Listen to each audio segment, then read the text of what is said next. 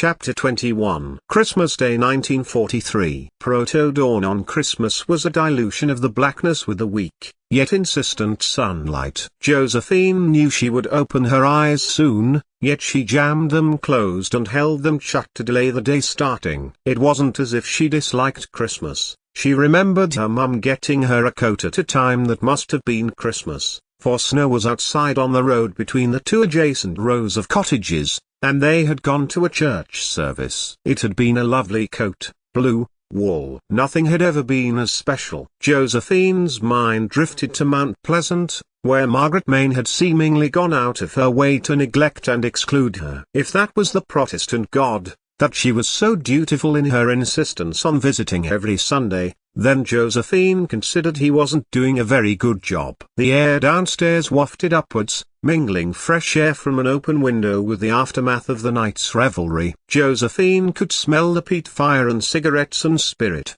and hear the rhythmic, heavy snoring of men who slept with the profound depth of the exhausted.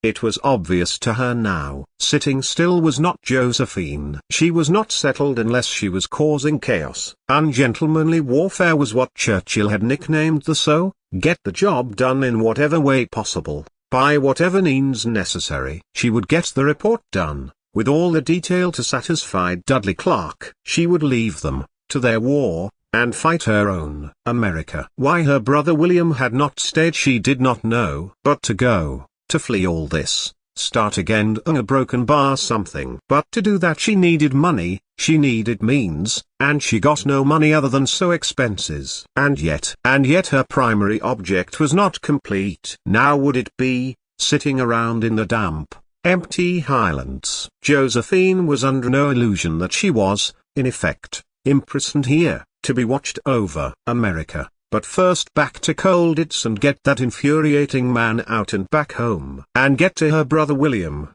dropping him as much false intelligence as she could, so the piggyback traffic could continue. Leave Eve. Or at least, do what she could to dash number. Not leave Eve. The feeling had gone past professional opposition, and Josephine had guessed that there was only one reason she had slipped the noose. She was needed, to see where she would run to or what she would do. If she came across that cold-hearted, murderous bitch who has so encaptured Sterling's heart, then she would put a bullet through her head.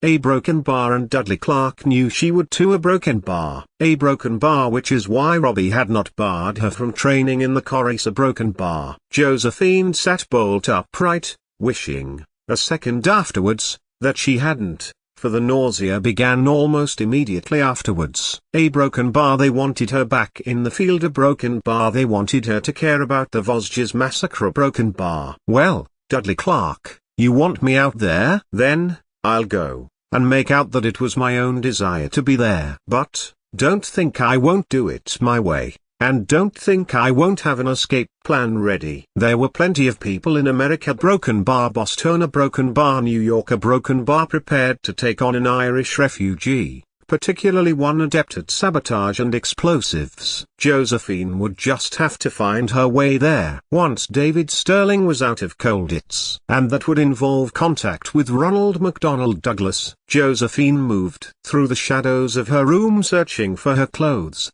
and found yesterday's military wear on the floor by the door. As she reached for them, a sudden, sharp wave of dizziness hit her, causing her to sit back down on the edge of the bed, her heart hammering against her ribs. She breathed through the nausea, the cold air from the window pane helping to steady her vision. Josephine straightened up. Which was Dunkeld? They weren't far from Dunblane, and Perth was to the east. The Corris were not easy to get lost on, or she could separate herself from the group and make a run for it. Whatever she did, Josephine knew, it would be once, and terminal. No going back. Paddy Mayne looked at his sister's face as she appeared at the drawing room door. She must have looked ill, for he got to his feet and led her to a chair by the dying embers of the peat fire. Stay there, Paddy instructed, his hand on her shoulder. She must have looked as bad as she felt for her brother to show his practical, efficient, caring side. Josephine tightened the belt of her tunic and sat,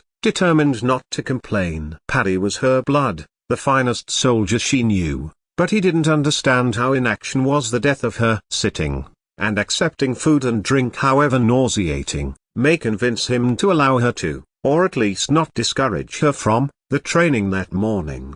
If she stayed behind while they marched, the echoes of William Joyce's sneering voice would be the only company she had. Josephine closed her eyes, listening to the reassuring sounds of the SAS and some men regaining consciousness, and wondered what Dunkeld would be like.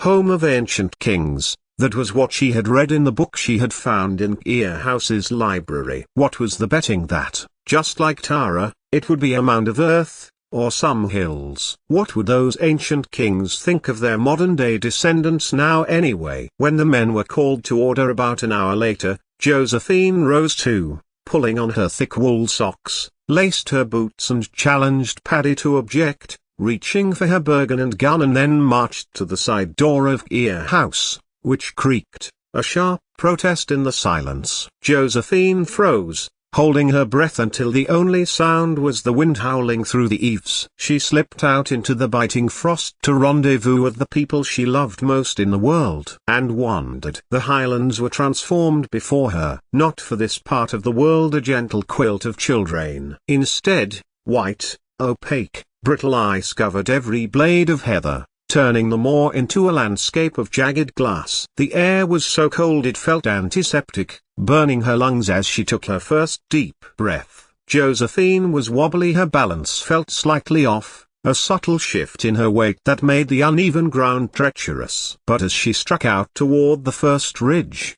the nausea began to recede, replaced by the familiar, cold clarity of a mission, and then began to feel invigorated. The sun challenged the clouds and shone across the landscape, picking up the colors of the stone and heather bold through the snow line, and not long afterwards they reached a cluster of ancient standing stones half a mile from the house as the sun brazened its grip on the ice world around them. Their rallying point. Josephine leaned against a freezing slab of granite, her breath blooming in white clouds. "You're late, Joe," a voice whispered from just beyond the granite. Henry Druce stepped out from behind a stone, his face obscured by a woolen scarf, his eyes crinkled with a tired smile.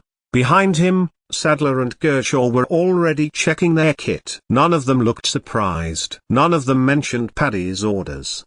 "The hoarfrost is thick on the north slope," Henry added, handing her a tin mug of lukewarm tea that smelled faintly of wood smoke. "Watch your footing. It's a long way down if you slip." Josephine took the mug, her hands shaking slightly from the cold and lingering fatigue. She looked out over the vast, unforgiving primal of the ancient landscape. "I don't plan on slipping, Henry," she replied with more confidence in her voice than she felt, and felt the reassurance that her partner brought to her heart. As the rest of the SAS contingent began to emerge from the mist like ghosts, Josephine took her place in the line. 8,888,888. While the highlands of Scotland hardened under a mantle of ice, the interior of Oflag 4C was a different kind of frozen. It was a tomb of grey stone and suppressed fury. David Stirling did not pace his cell like a caged tiger. Instead, he moved through the yard like a shark in a shallow pool. 8 weeks in, and now, Christmas 1943, he had carved out a kingdom within the Rhyolite walls. The Germans controlled the gates, David Stirling controlled the black market. David sat in the corner of the senior officer's dorm, a cigarette of real Virginia tobacco dangling from his lip. Before him lay a ledger of debts and favors, other currency, Red Cross chocolate, individual cigarettes, and special tins of condensed milk. Other trade. He didn't want comfort, he wanted intelligence. A compass smuggled in a fountain pen. A map of the Saxony railway lines hidden in a board game. The ingratiation. He wasn't just hoarding, he was buying his way into the escape committee. Stirling knew that. The goons knew that. And the officers who mattered, Reed, Howe, Bader, most definitely knew that. The British officers viewed the SAS founder with a mix of awe and suspicion. He attracted too much guard attention, more than they ever would. And yet, the man thrived in chaos and turmoil. Perhaps he was the only man for the job. "Eggers is looking for his missing Luger," Collins whispered, leaning over Stirling's table. "Tell him he'll find it when I find a pair of wire cutters and a German rail timetable," the major replied, his voice low, but not low enough for the guard not to hear. Then, he did dip his voice and tell the boys in the tunnel squad that if they want the extra protein rations and new bedsteads for reinforcing the tunnel, I want a place on the next go. 88,888,888. When the door of the solitary cell slammed shut for the night, they vanished, leaving only a man haunted by the faces of the two women he had left in the fog of war. A pathetic lump of suet and dried fruit, laughingly dubbed Christmas pudding, remained on the plate on the floor untouched. In his mind, David Sterling was 800 miles away, drifting like a spirit through the corridors of Ear House and, oddly, the rooms he had shared with Eve in Cairo, and, in the darkness, wiped a tear from his eye. He was missing him, his brother, Bill's steady, boring competence. He was the anchor that steadied David's flightiness. All he had ever done had been in relation to Bill Sterling's stoic solidity. Without him, David felt himself coming apart. His mind drifted to thoughts of the French spy he truly loved. He could see her in the flickering candlelight of a Parisian cafe, the sharp intelligence in her eyes, the way she moved with the lethal grace of a blade. He had intended to marry her, a thought that felt like a phantom limb in the cold of a German prison. But it was Josephine who occupied the carnal, restless corners of his isolation. In the sensory deprivation of Colditz, the memory of her body was a violent intrusion. Sterling closed his eyes and could almost feel the silk of her skin against the rough wool of a military blanket. He remembered the weight of her, the way her luscious, exquisite body had yielded to her fight against him, and then fought back in the heat of their encounters. He traced the memory of her heavy breasts and the taut, pink invitation of her nipples against his palms. No, he chided himself. Think of Eve, her tall, slender body, not this fireplug of a mane. Yet, all that would rise in his mind was the thought of her tightness, the primal, grounding reality of her cunt as he had taken her, made the stone walls of his cell feel like they were closing in. It was a hunger that no Red Cross parcel could satisfy, a desperate, aching need for the woman who was both the finest operative he had ever known and his most dangerous obsession. She challenged him and laughed at him when he took offense. David got to his feet and stood at the narrow, broken slit at the door, looking out at the moonlight shard that cut into the darkness of the flagstones. Beyond, was the barbed wire that they had breached twice. He knew Josephine was out there. He knew she wouldn't stay anywhere Dudley Clark had decided she would be put. He knew the main blood in her would eventually lead her back to the continent, back to the big one, and, if he played his cards right with the black market, back to him. Christmas greetings to you, Ethan, he whispered to the freezing Saxon night. Don't get yourself killed before I can finish what we started. The silence of the cell was absolute, save for the rhythmic, distant crunch of a sentry's boots on the frozen gravel outside. He closed his eyes, waking up a few hours later to the moonlight shard at a different angle. Then he saw it, the result of a fortnight's trading. The door was open, and a pair of wire cutters sat on a neatly folded German tunic. David sat back, in the darkness, sighing with contentment at his own success. He leaned back into the shadows of his bunk, his mind entertained an argument between him and Josephine, as he crowed to an imaginary her about his success and her dry, caustic put-downs which so turned him on with his desire to fuck her, his last card, his trump card which always shut her up, at least temporarily. David pulled the rough, lice-ridden wool of the German blanket over his waist, a miserable shield against the cold. Its scratchy, abrasive texture served a different purpose now. He reached into his trousers, his hand closing around the thick, pulsing length of his enormous cock. It was already engorged, a throbbing testament to months of forced celibacy and the torturous clarity of his memories, and closed his eyes. He felt the phantom weight of her legs hooked over his shoulders, her heels digging into his back as he'd driven himself home. He recalled the sheer, agonizing friction as he'd forced himself into her tight cunt, the way her body had initially resisted and then stretched to accommodate his girth. He could almost hear the wet, rhythmic slap of skin on skin and the way she had gasped his name when he finally reached her cervix, the tightness of her wrapping around him like a velvet vice. David sighed, gasping the cold air as he braced to the effort that was about to happen, then began to wank with a brutal, frantic energy. He used the rough wool of the blanket as a stimulus, rubbing the sensitive underside of his shaft against the coarse fibers to sharpen the sensation.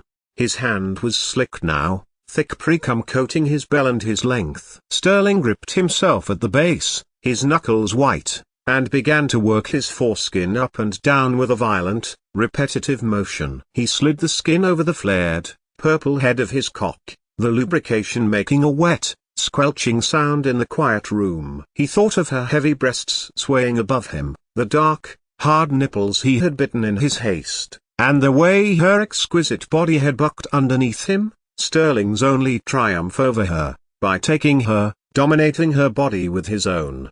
The tension coiled in his gut like a spring under pressure. He increased the pace, his hand a blur as he pumped his forehead vein shaft, the friction of the wool and the slickness of his own arousal driving him toward the precipice. He envisioned her cunt gripping him one last time, that searing, internal heat that had always been his undoing. With a sudden, sharp intake of breath, he hit the peak. He bucked his hips upward, his body arching off the thin mattress as he released his frustration in heavy, hot bursts. The semen hit the rough wool of the blanket and his own belly, a white mark of defiance in the dark. Sterling lay there for a long moment, gasping, the sweat cooling instantly on his skin. The ghost of Josephine lingered for a heartbeat longer before the cold reality of cold it settled back over him. He wiped himself clean with the edge of the blanket, his eyes regaining the cold, clinical light of a saboteur. The frustration was purged, the focus was restored. When his orgasm had ebbed, he stretched out a hand. Beneath his bunk, hidden in a hollowed-out floorboard lay a chisel with the cutters and tunic, and open door. David Sterling turned his back on trading, he was ready to move. 88,888,888. The ascent was a brutal, vertical reality that cared nothing for family legacies or secret burdens. The frost had turned the heather into slick, unyielding wire, and the wind whipped off the peaks with enough force to steal the breath right out of a person's lungs. As the group hit the first steep incline of the corries, the world began to pulse in time with the thudding of her heart. The grey granite of the slope blurred, and for a terrifying second, the ground seemed to lurch upward to meet her. "Easy, Joe." Small steps, a voice muttered. It wasn't Henry this time. It was Bill Barkworth, Eric to his comrades, for his likeness to a Norwegian. He had drifted back from the main line, his eyes, hidden beneath the brim of a wool cap, had tracked her with the quiet, clinical intensity of a man who noticed the things others missed. He didn't offer to take her Bergen, he knew her pride too well for that from experience in the Vosges. He simply adjusted his pace to match hers, creating a windbreak with his own broad frame. "I'm fine, Eric," she managed, the words catching in her throat as the bitterness of the day was beginning to outcompete the sun. She swallowed hard, staring at the heels of the man in front of her. "You're grey as the sky,"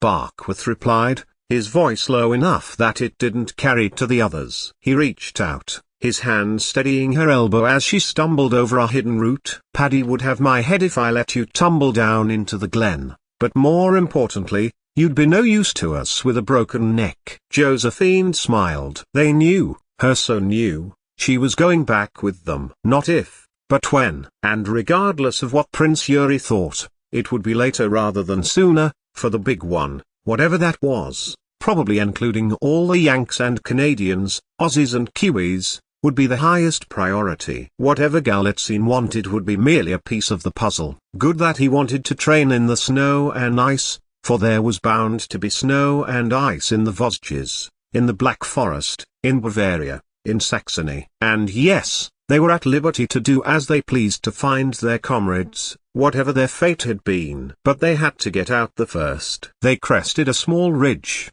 the wind howling a mournful, festive carol across the peaks. Josephine stopped, her chest heaving. She leaned over her knees, trying to keep the contents of her stomach where they belonged. The highland mist swirled around them, isolating the two of them in a pocket of white silence. Barkworth stood by, his hands on his hips, watching her. He didn't look at her with the pity Paddy had shown at dinner the night before.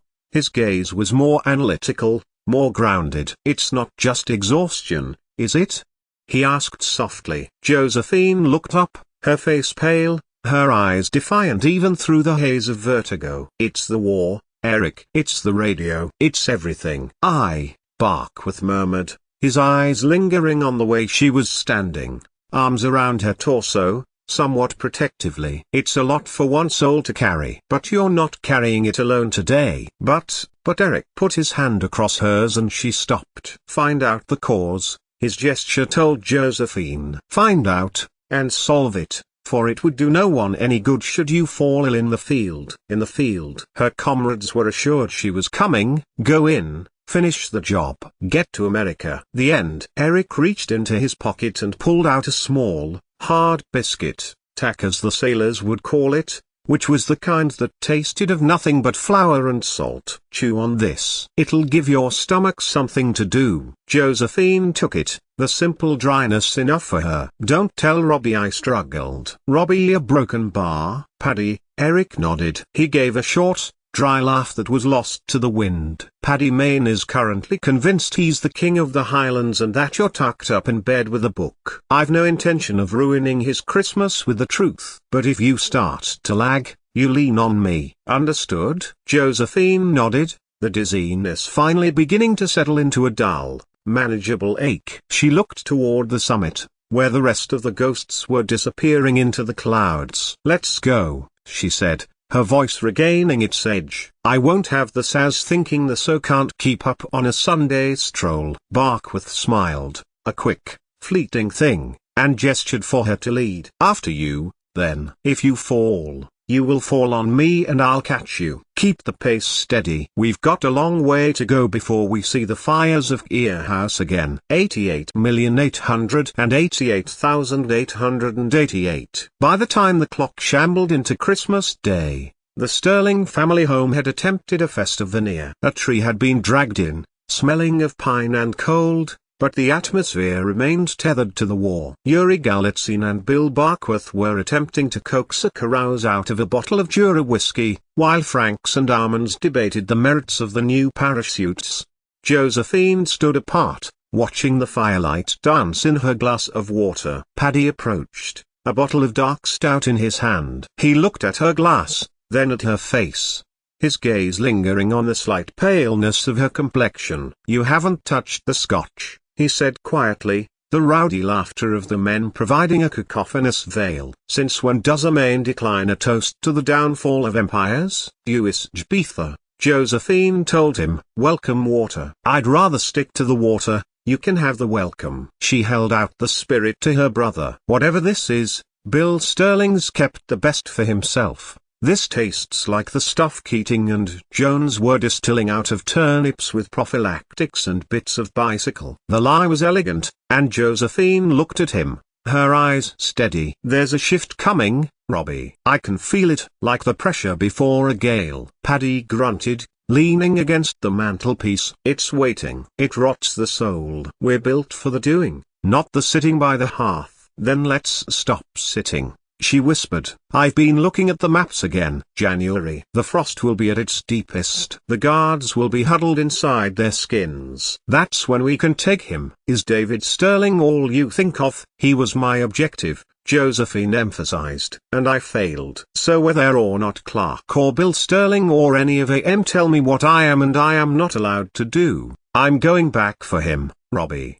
Paddy Mayne stopped, and stared over his own glass of Jura, then grinned, and laughed. "I wouldn't have thought any different of you, little Joey. I know you will, one way or another." He clapped her on the shoulder. "It won't be winter, and that's if the bugger hasn't got himself out by then." It was Josephine's turn to laugh. "He loves it there, I declare," she told her brother, freer with her words now than she had ever been. "But I will get him out. There is not a chance on this earth that he'll idle his time in prison when there's work to be done with the SAS." "Work?" Josephine dipped her head. "At the end of this war, they will disband it," she told Paddy. "I heard Diddley Clark tell Bill Sterling when I was in a room I shouldn't have been in." "Then, you had better move fast, little Josephine," Paddy told her, though most of it was the season and the alcohol. Come on, the training in the morning, as long as you are fit. 88,888,888 Street. Stevens,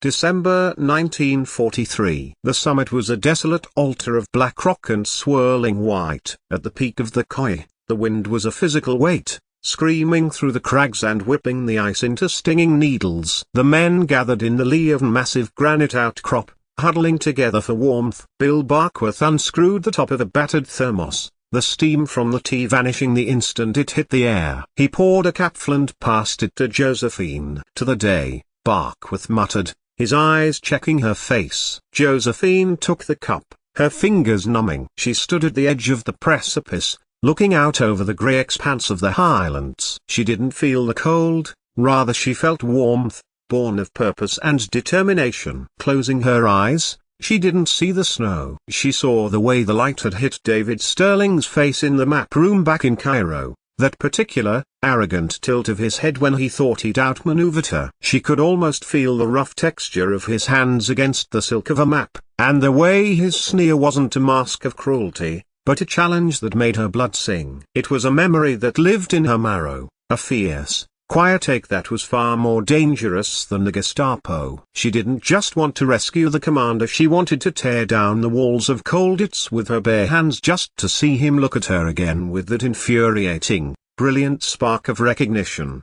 That night, around the fire and the piano that Galitzine had once again dominated, Paddy asked Josephine her plan. "Whatever brings Egger's eyes away from the officers," she told him. She wanted to tell him, wanted him to know she would be in touch with Douglas, who was bound to know O'Reilly. If she asked them to set a dummy signal to the west, to have the German army looking to, say, Chemnitz, then, no contest. Sterling would be out and she would consider her debt to the British government paid. But she knew her brother well enough to know it would sit ill with him with her if she mentioned Republican activities, men close to Irish, and Scottish, resistance. The internal security at Colditz. I know the fissures now. The guards have too many places to look, especially with men like Howe and Reed making and remaking the plans. She thought of Sterling's face, the way his eyes would narrow when he realized she had actually come for him when all he wanted was whatever JP had concocted to idle his time. Robbie looked at her for a long time, the fire reflecting in his blue eyes. He saw the steel in her. "Keep your secrets," he told her. "You'll do it, because he doesn't want to come. You do realize they know how to play you?" "Or what, Robbie?" Josephine asked him. "What life do I have?" "No prospects, no future." "But you'll have a plan," Paddy reminded her. "You always do." "Thanks to no one," she snapped back. "I didn't ask for your father and William's mother to meet. I didn't ask to be born into nothing. Of course I must have a plan. How nice it must be in life to have people who put you first." Josephine lowered her voice. "I know it's possible. At least God counts me." Paddy said nothing for a time, and then raised his glass, this time with some of his poison in. "To the bastard in the castle." Josephine raised her water, her hand perfectly still, thinking of the man she didn't yet realize she loved with all her soul. "May he scoot off out of there before I put a boot up his arse." 8,888,888. The transition from December to January at Ear House brought about a hardening of the climate and a dampness that clung to their clothing and threatened to invade their spirits.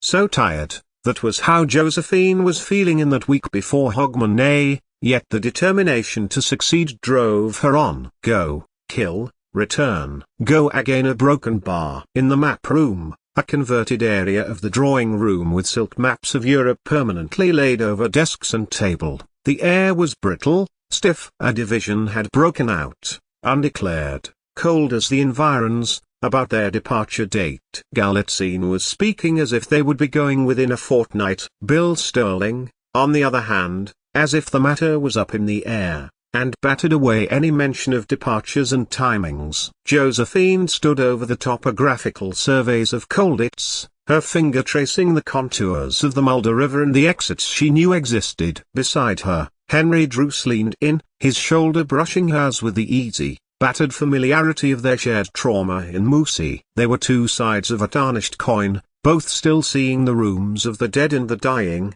knowing they were next. That they hadn't been was a miracle neither of them could explain. The Germans view the river as a barrier, Josephine stated, her voice possessing a crystalline clarity. No matter when I get there, they assume it can only be used for local trading. They don't know we tackled the rapids to get to Grimma. Josephine licked her lips and reached for her water glass. A strange metallic taste in her mouth was making her feel queasy again. She turned her head slightly, coughing into a handkerchief. When she pulled it away, she felt a slight dampness in her underclothes. Josephine shuddered. The curse had arrived, though she was struggling to remember when she last dealt with it. Though she must have. Josephine adjusted her tunic and leaned up. 5 days of this, she complained to herself, and took herself off to the lavatory. Paddy watched his sister go, leaning against the Sterling gun rack with a glass of dark stout. He had heard the muffled sounds of her sickness in the early hours of that morning and now suddenly departing,